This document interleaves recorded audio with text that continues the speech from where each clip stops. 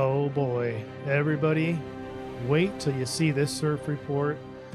I do have some new camera angles and new things in this surf report, so just hold your horses. I may or may not show them particularly today because it's not like one of those Leo sort of days where you're like showing off everything, but it is a Virgo full moon coming up, so I want everybody to really pay attention to the audio. Is it exactly like you like it? As I get into position of this surfer guy, and we're surfing with the waves in the background. What we're trying to do here is surf the cosmic waves. All right, enough of that.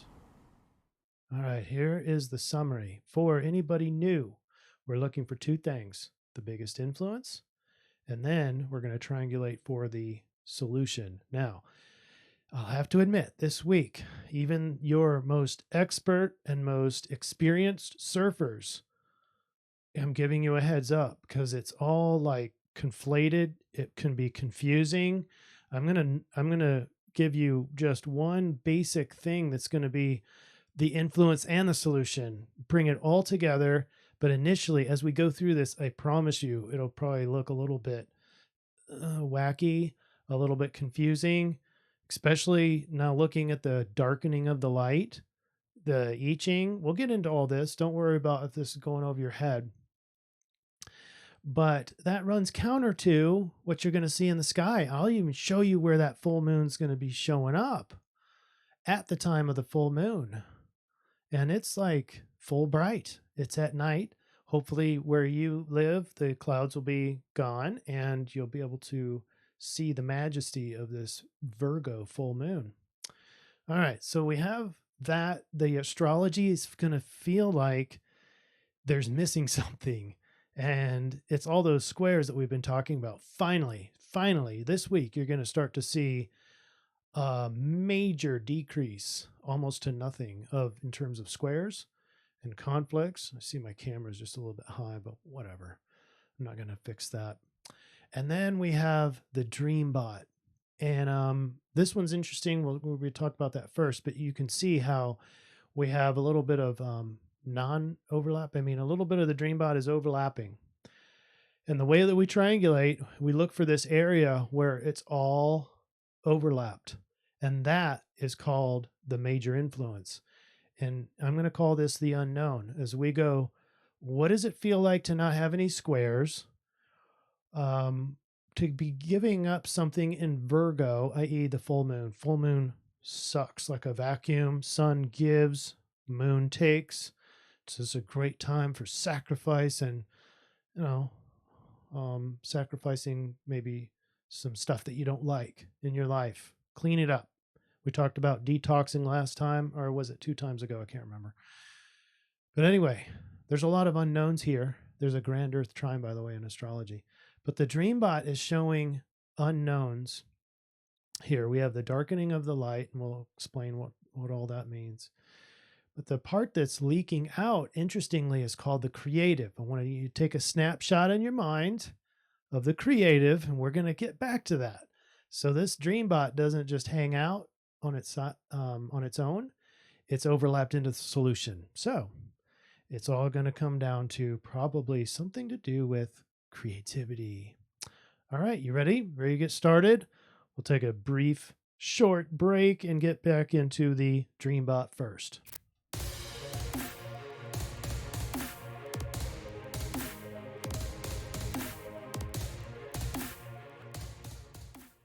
Boom. So far, so good.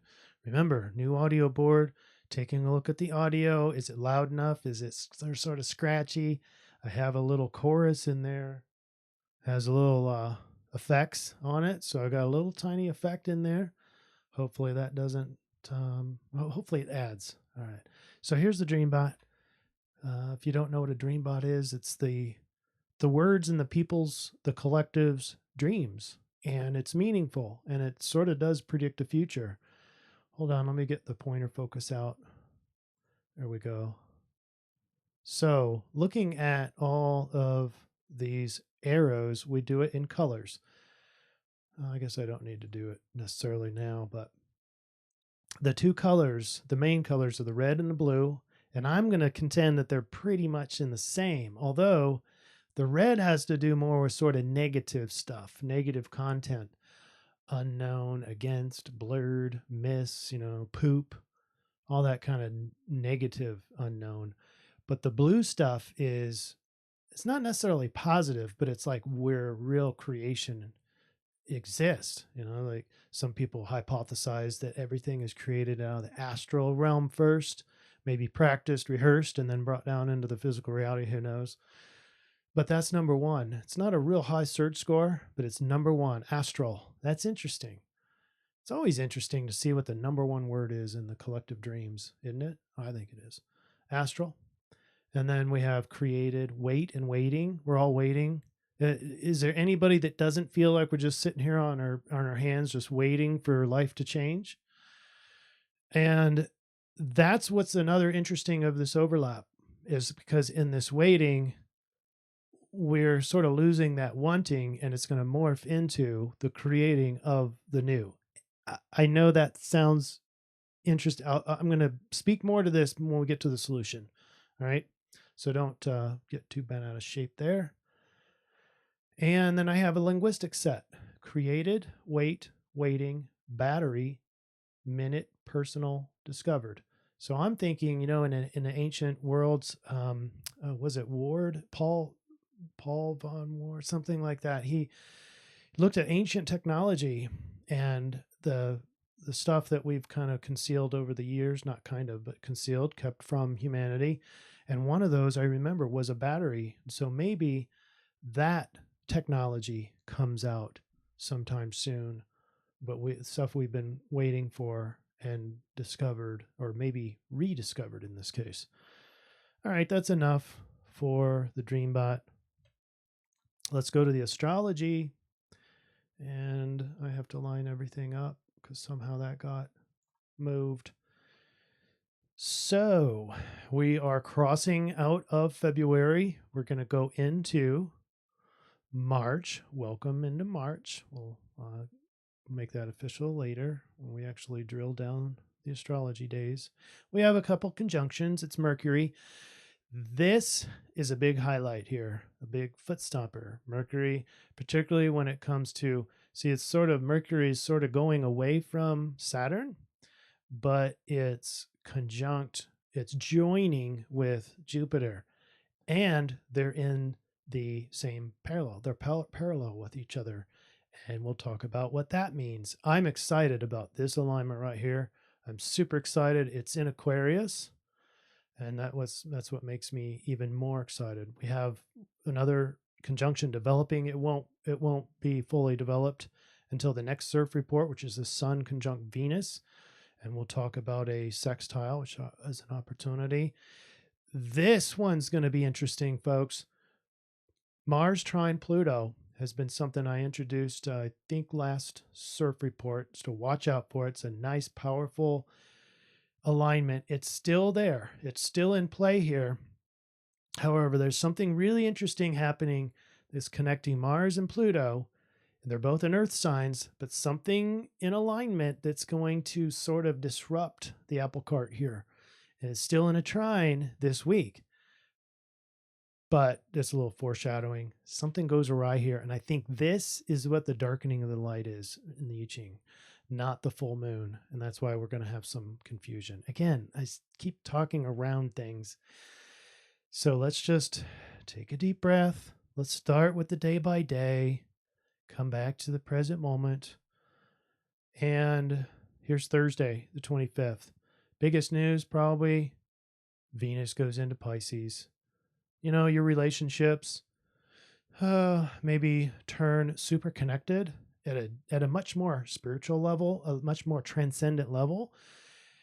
And you might notice that you are much more self-sacrificing around your relationships. This might dovetail into finance, a financial Pisces, or a Pisces style finance. I don't know.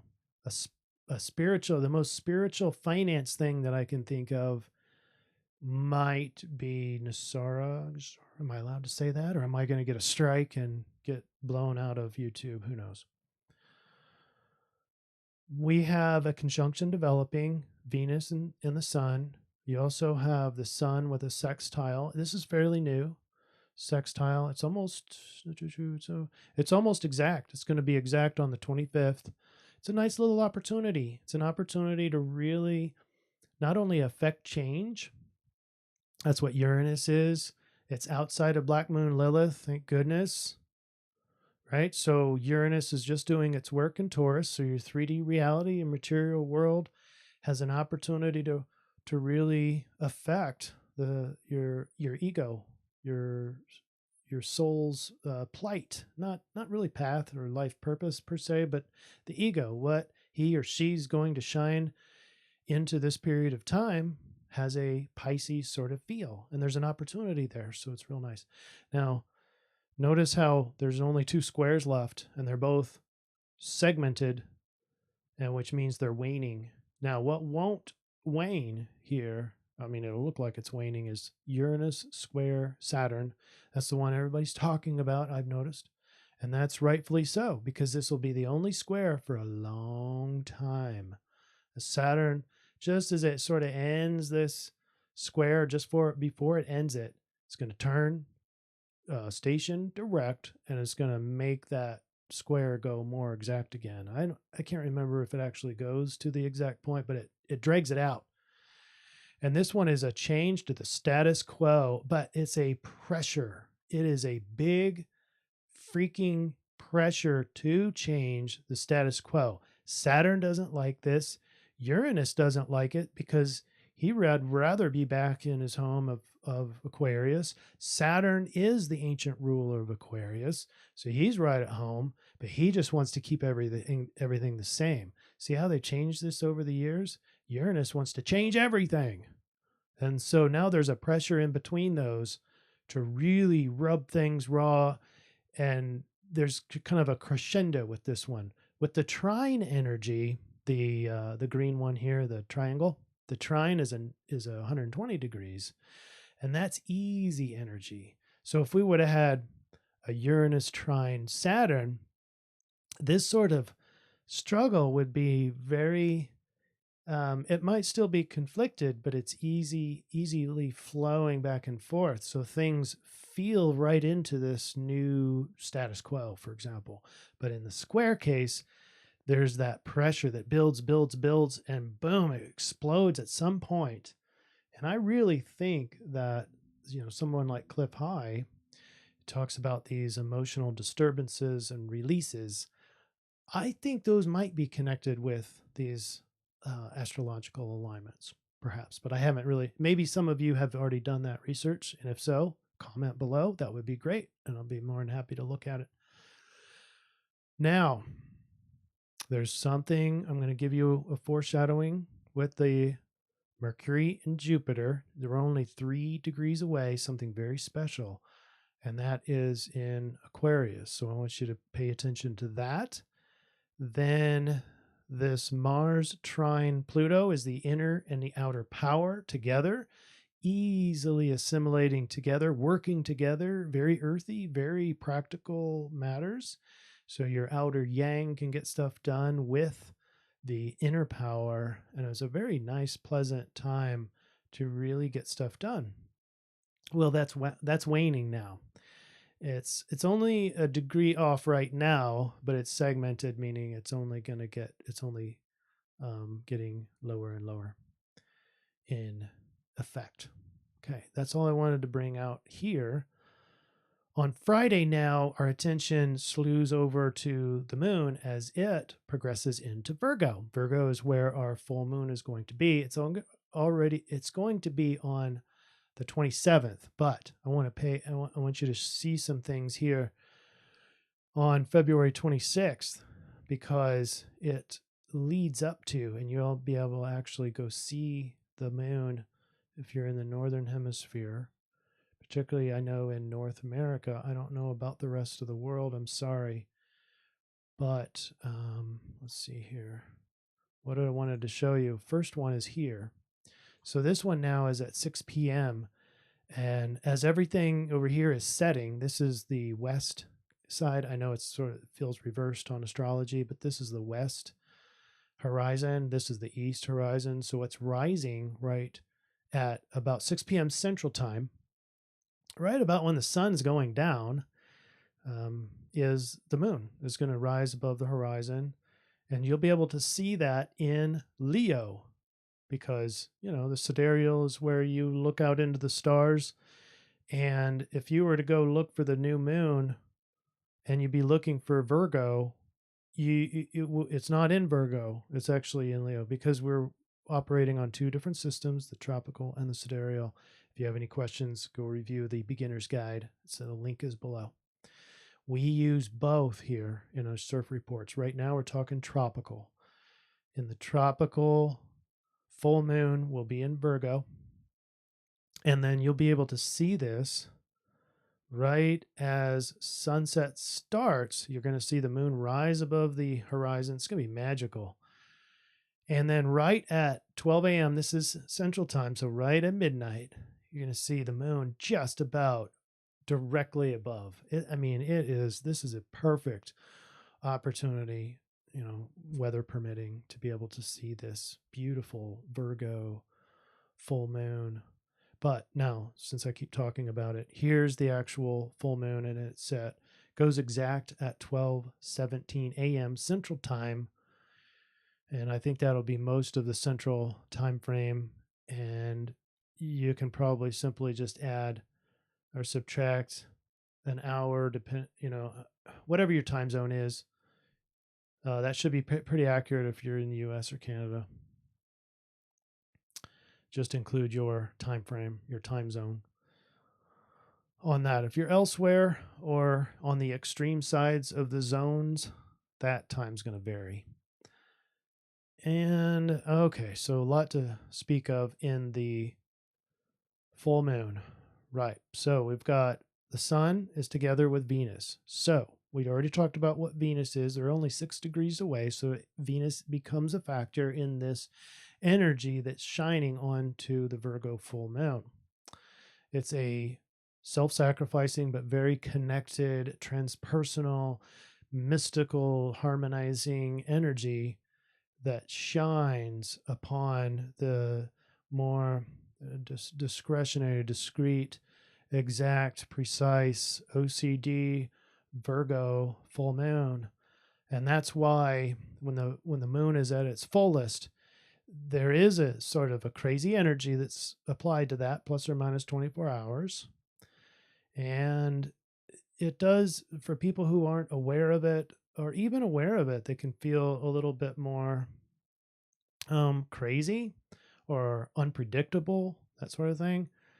But that's why we have rituals around this. And one of your possible rituals is a great time with Virgo is to get rid of the maybe some of the too exaggerated of details or organizing too much or some of the perfectionism. And it's not about, in my opinion, it's not about getting rid of perfectionism. You can think of these as traits, and everyone has a certain amount of Virgo traits in them, no matter what your chart looks like. By the way, I just want to say, just a shout out to all the people who have gotten astrological readings. I love that work, and I love meeting you all. I've met such awesome people through this process, and thank you for sharing your life with me, and just getting to know everybody has just been humbling and just wonderful. Every single one of you. And I'm not saying that in a light way, very deep way, very Pisces connected way, even though I'm not Pisces. All right, so back to the full moon. Great time to have a ritual and look at how you're using your perfectionism or detailed or discreteness or exactness and precision, all that too much. When you're using that too much, that portion is time to get rid of that. Send that up to the moon in honoring of some sort of ritual or sacrifice. I really think that's why we did sacrifices like with animals or humans in previous communities, ancient communities. I don't know. I mean, it shows up in the Bible a lot, I think, or the pagans. I mean, everyone has these sacrifices, and it stretches across. I mean, I don't want to just characterize certain religious sects. It's all of them in the ancients seem to be doing this. So I think we can carry the tradition forward without spilling blood. I don't think that's necessary. But certainly it's a nice time. I mean, the moon is like a vacuum taking up all that you want to give it. All it needs is an intention. And you can do all this mentally. Apportion the side of you that is a little bit too Virgo, using it too much, and just give that part. Don't throw out all the baby with the bathwater. That's not appropriate here. You want to keep some of your perfectionism. It's not appropriate to get rid of all of it because it does serve a purpose. Just might be using it too much. All right, there's your last one standing, last square standing. And then you have the part of fortune is over the north node. So when you one thing that you can do in this full moon is to think out into the future. Now it's hidden. It's hidden from the public. So it's sort of secret amongst yourselves in your individual, but it's fortunate to ponder the future. That's the north node, karma. It's your dharma, so to get your life path, to get your purpose in life. But it's caution, it's very hidden because it's on the west coast. It's already declined and come down past the horizon. Power still available. Yeah, I think, okay. Okay, so one thing that I need to caution you of is this parallel. Now, what I talked about before, parallel is means that along the celestial equator, this is the path of the zodiac. You have the planets that might go above it and go below it. These are the latitudes. The latitudes where we find these planets. Well, when you get to the same sort of latitude, that's called parallel. When you get to the opposite degrees of parallel, that's called contraparallel. And some people theorize that there's conflict that ensues there. So there might be some more pressure. In this case, it's the moon contraparallel. It's these tiny little letters. Moon contraparallel Venus. So there's some, even though this is shining over, it's important to know that in the latitudes, the moon is in the opposite but same amount of degrees away from Venus. And so that produces sort of a struggle between the emotions and your harmony or your finances or your connectedness to other people or your closest relationships or your romance. Emotions might be conflicted or separate from that. So what that points to is this is a very individualized full moon. Just because of that. Now that tends to sound counter to what I just said before with Venus and Sun together. But I think it'd be better to use it. You can still feel connected without being with these other people, right? So you can still feel connected to them. And I think that's what we're talking about here, as to not find conflict. It's something to look out for. It's not like it's absolute where you have to be alone. I'm not suggesting that. I'm not suggesting that you're going to automatically have a war between your emotions and your loved ones or something strange like that. It's just an influence. And some of you might find it's a trigger point. So if you're one of those people, just be aware you may need to go separate out into the other room. There is no fight, just no need to engage in an argument. It's just be alone, introspect, do your sacrifice of, extreme perfectionism and be on your way. There's probably a lot more I could say about that. There's a lot of cool videos out there about the full moon in Virgo. And so I encourage you to go see those as well. get as many different perspectives as you can or as you want. Sunday, the 28th. Look at this. Nice. Grand Earth trine. Pluto, inner power, Mars, outer power, and the Virgo emotions. She's still in Virgo. So for a little bit of time, it's going to feel very grounded. There's no problems here with Mars and Pluto yet. I'll describe that later. And it has to do with that contraparallel thing again. But we have a foundation of contentment here. You're feeling grounded, feeling plugged in. That's not necessarily connected per se, but it can be connected with maybe nature. Maybe that's what you're feeling grounded to, but very practical. Goals can be in here, good planning. Earth signs are good planners. So, and then we've got Venus now making a sextile over Uranus, so relationships can change. There can be some insights coming into your closest, most valuable relationships. All right, and Monday, this is the cool one. I can't wait for this. Now, there's a good, it's a good sort of development, and there's sort of a bad development. So, let's start with the bad news first. Down here in these tiny little words, you can see that Mars contraparallel Pluto. Mars, Pluto become the same degrees opposite each other, the celestial equator. So we have, in my opinion, this is the darkening of the light. We were used to before, remember the Mars square Pluto? That was this conflict between the inner and the outer power. Now we're sort of back to that. It's easy to see the other or feel the other, but at the same time, then there's like a lack of understanding. So now you've got two different pages, if you will, the outer power, the inner power the energy runs through easily, but they're not on the same page. It's this unexplainable inner conflict, but you may not feel that conflict because Pluto's so deep inside, is subconscious.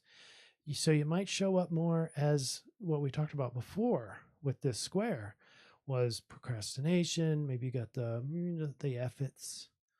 This, I think, is the darkening of the light, and it's gonna shed, ironically, shed some light on this when we get into the I-Ching 36, line 5.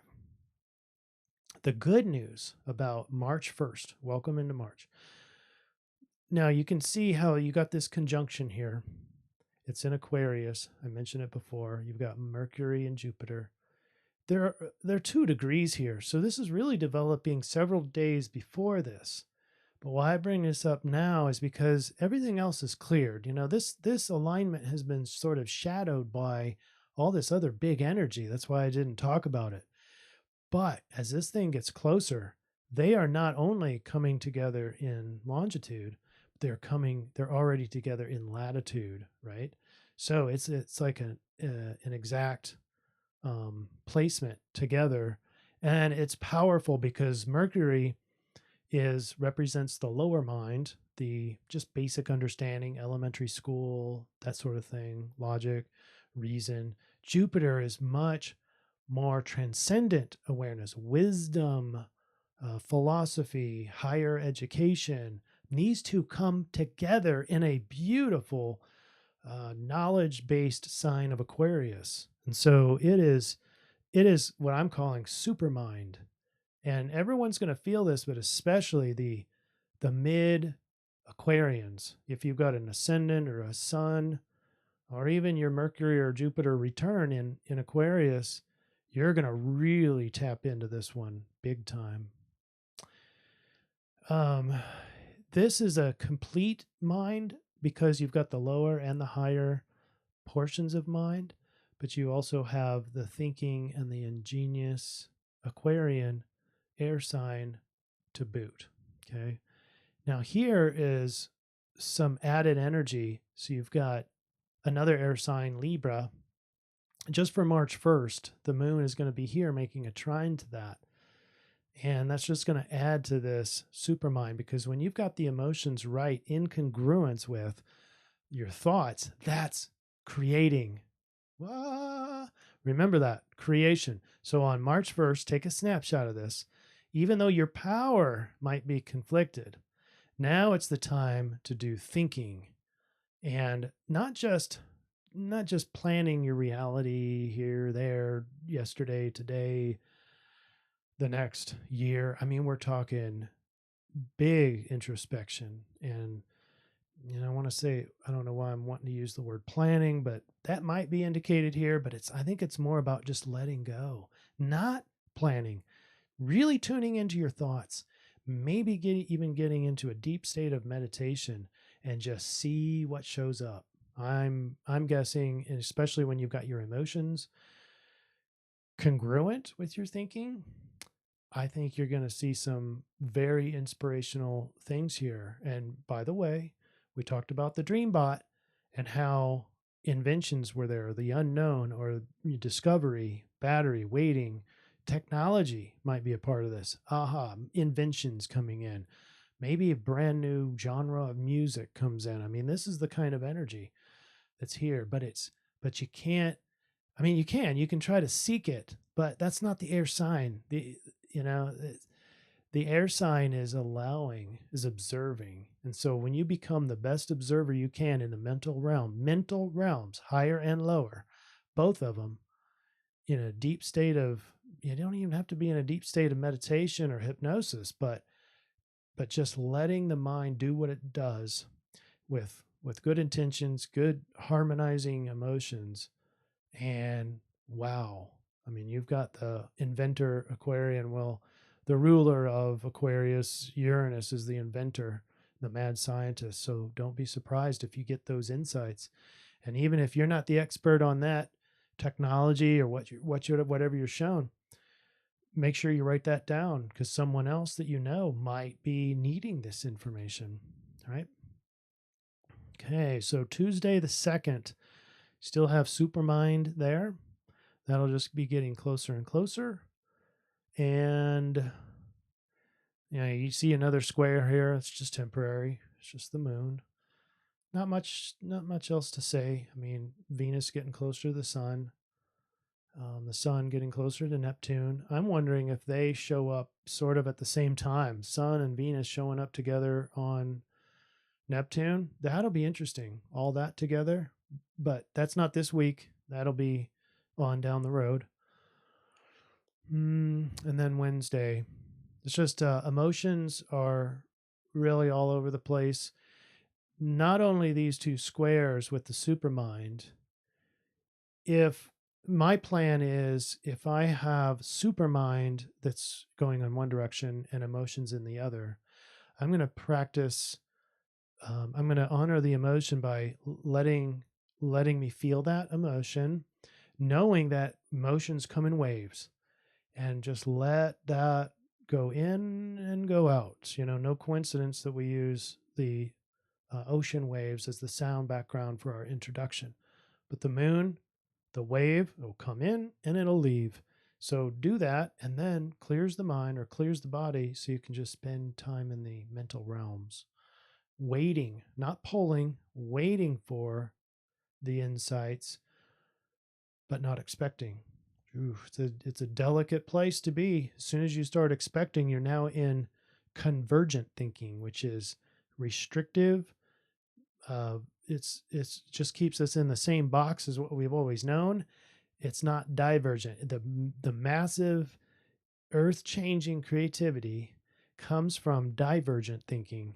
And divergent thinking is really letting go, letting your mind go. And that is where you're going to maximize this SUPERMIND thing. By the way, did you see this sneak through? I didn't even see this in my preparation, but part of fortune sneaks through here. Let's roll back. So it's somewhere between March 2nd and March 3rd. So maybe midnight. So on the 2nd, March 2nd evening, you're going to see massive amounts. You're going to be very fortunate to go into this space, realizing that you might be blindsided or distracted by your emotions. So just keep that in mind. I mean, look at your emotions. Are going to be opposite Uranus, having to balance change. And then you've got your dreams and your ego all easily affecting your emotions. And then you've got this pressure over here with your mind because it's incongruent, blah, blah, blah. So your emotions are pretty much all over the place.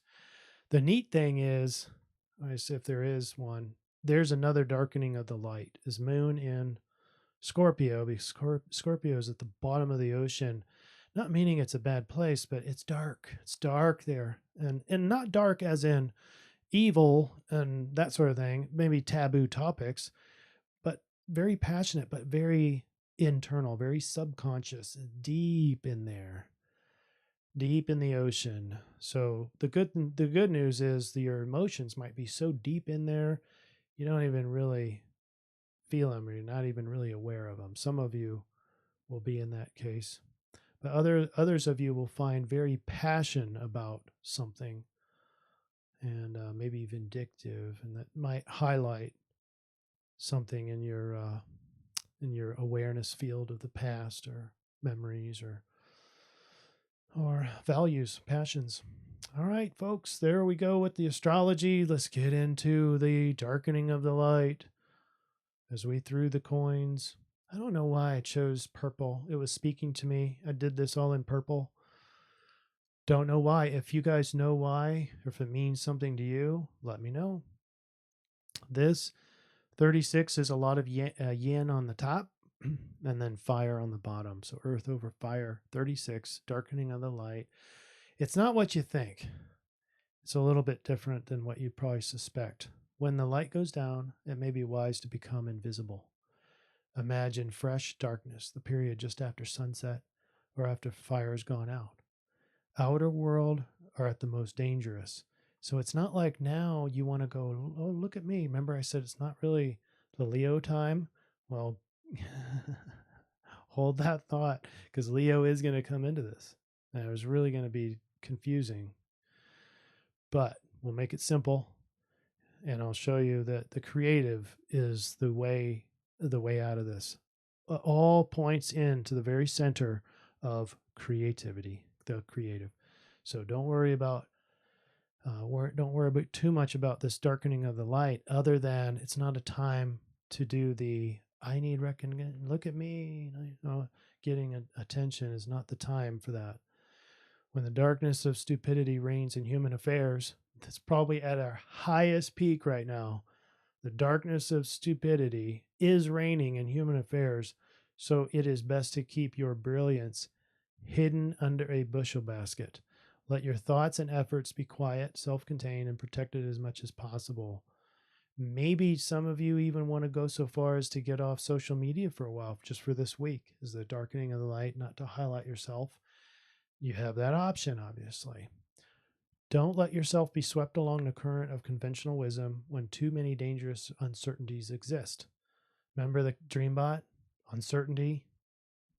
Yeah, it's all connected. Now is the time to be cautious and reserved. Control yourself. This is a foot stomper. So if you haven't really paid attention, now is the time. This is the line 5. This is the dot right there. That's called line 5, and that's our change line. That line's going to go to yang when we do the change. But you have to read line 5. When confronting a dark force, small deceptions could be helpful, as long as your innermost convictions are not compromised. Even though you may be forced to take extraordinary measures, actions you would never consider in normal circumstances, stick to your inner principles. However much you may deceive those with ill intentions, be careful not to deceive yourself. Do you see what it's saying here? It's saying it's not wanting you to deceive, but it's wanting you to win these little battles that might be going on. And it might be about hiding from the idiots, hiding from the crazies. That's in essence what we're doing right now. I mean, why do I have to dance around everything I say because I'm afraid of getting censored? That's exactly what it's like the epitome of this darkening of the light. Oops, I went too far. Hold on, we got to speak from our sponsor. And when we come back, we're going to talk about the solution. We're going to put all this together. I know, sort of confusing, a lot of words here, but hang on.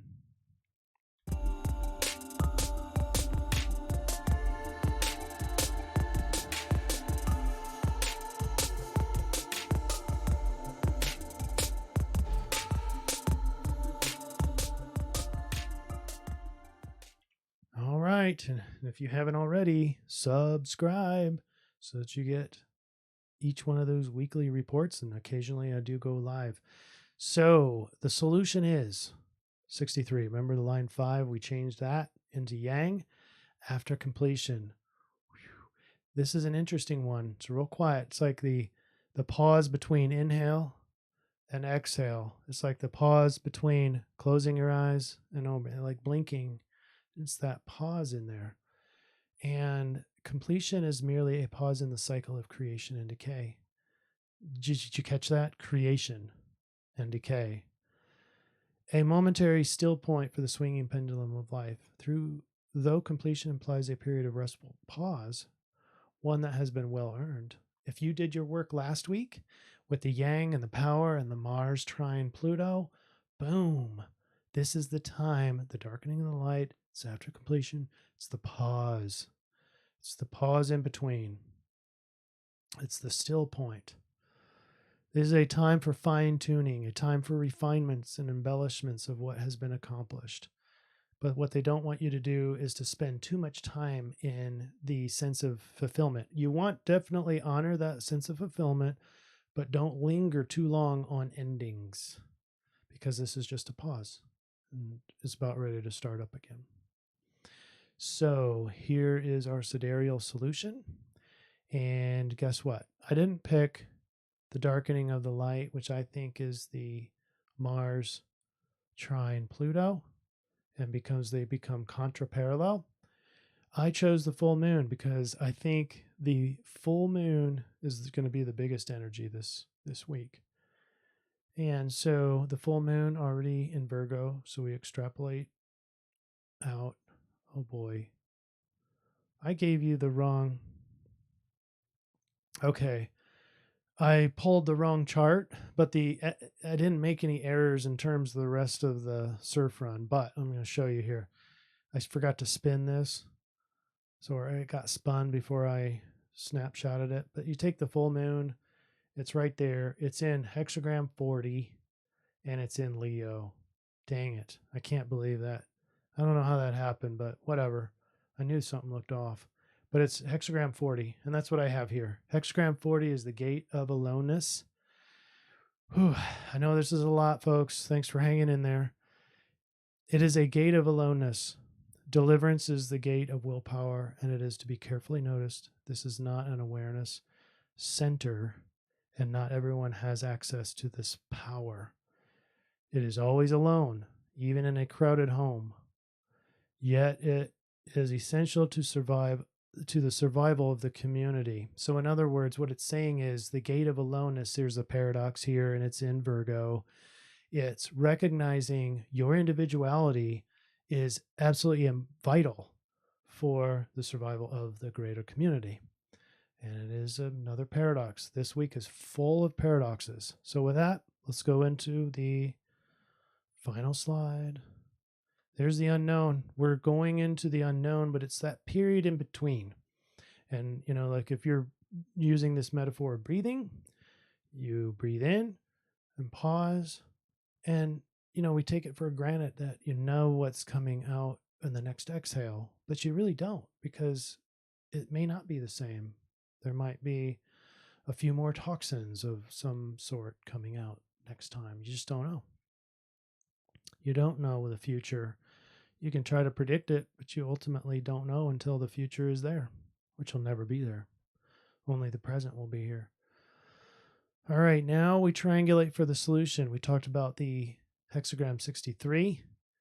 We talked about the rave mandala, the gate of aloneness, recognizing the community's survival depends on the individual's support. And then we talked about Leo, friendly, charismatic, kind, organized, creative, childlike, curious, optimistic. So what we're pulling out of Leo is not the, hey, I need recognition thing. It is about creativity, childlike, so curiosity, and then optimism. Those are the big things. So now let's go to the very center of where these overlap, and it goes something like this. Taking all this into account, not just the solution modalities, but also the influences. It all works together. And by the way, Virgo, the Virgo full moon, another creative venture, because these Virgos can be not just creative, but very discreet and precise in their artistic or music or whatever creative venture they have. They can tend to be very precise with that. And so these become some of the best artists in the world. Taking all of this into account, it might feel like an individual pause in life. The collective needs you for its survival, and meanwhile, the Leo solution is charismatically and creatively seeking approval and recognition. It's okay to be and feel alone, but just periodically reflect on the community. The biggest gift in this phase would be creativity, since behaviorally it's the biggest overlap in all, I would say, 6 modalities that we've talked about today. But it's best to not expect it. In other words, when you expect it to come, like, where's my creativity? You're going to reject it. You're going to stunt it. So you have to allow it to show up. Pulling it in pushes it away. Similarly, being too relaxed or too optimistic will hinder the approach of creativity. It's a time of dialectics and avoiding cognitive dissonance. Word for the week is both. We see a lot of either or in the astrology, and in the I-Ching we see it's a period of before and after, and that's that sort of thing. So the answer for this week is both. If you can remember both and become curious, and then use that SUPERMIND time really all week, if you can do it all week, but especially later on, like after Saturday, really tune in to those thoughts from the higher and lower mind, but become the observer. That's the Aquarian specialty, is being the observer. Observe what the mind has, and you're going to find hopefully at least a lot of contentment, if not some genuine aha moments for yourself and maybe for the collective.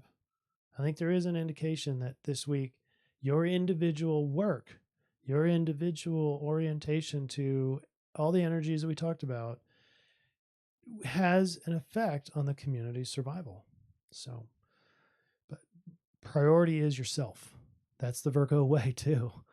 The Virgo way is about me, taking care of myself, doing what I need to do to be healthy, to feel good, that sort of thing. All right, folks, that's it. Sorry this went so long, but I think it was warranted. There's a lot here, and I appreciate your comments below. How was the audio? I've got more to show, especially as more stuff comes in and I can have time to integrate them into the CIRF reports. All right, everybody. Thank you. Be well. Have a great week. Bye.